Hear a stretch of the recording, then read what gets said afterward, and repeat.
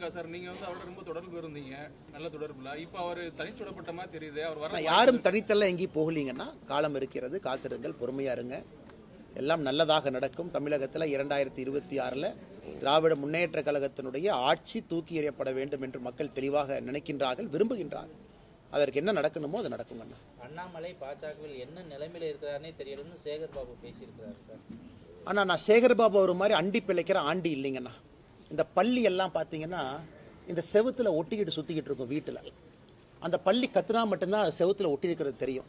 இன்னைக்கு சேகர் பாபு அவரை பார்க்கணுன்னா முதலமைச்சரனுடைய ஜீப்பில் ஓரத்தில் பள்ளி மாதிரி ஒட்டிட்டு போவார். ஸ்ரீரங்க கோயிலில் எல்லாம் 4000 ரூபா டிக்கெட் வாங்கி சொர்க்கவாசலை பார்க்கறதுக்கு போவாங்க.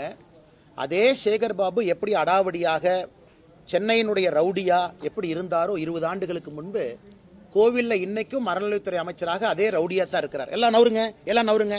யாருன்னா சேகர் பாபுவும் அவருடைய குடும்பமும் போய் பெருமாளை ஃபர்ஸ்ட் பார்க்கணும். ஐயா, அவங்க பண்ண பாவத்தை எல்லாம் கோயிலில் கழுவணுமா?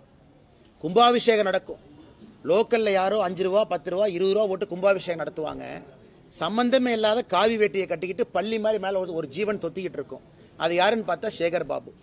அந்த மனிதருக்கெல்லாம் பதில் சொல்லி என் தரத்தை நான் தாழ்த்திக்க விரும்பலிங்கன்னா, செவுத்தில் ஒட்டியிருக்கிற பள்ளியும் அறிவாலய செவுத்தில் இருக்கிற பள்ளியும் முதலமைச்சருடைய ஜீப்பில் சைடில் ஒட்டிட்டு போகிற ஜந்துவும் ஒரே பேர் தான், அது சேகர் பாபு.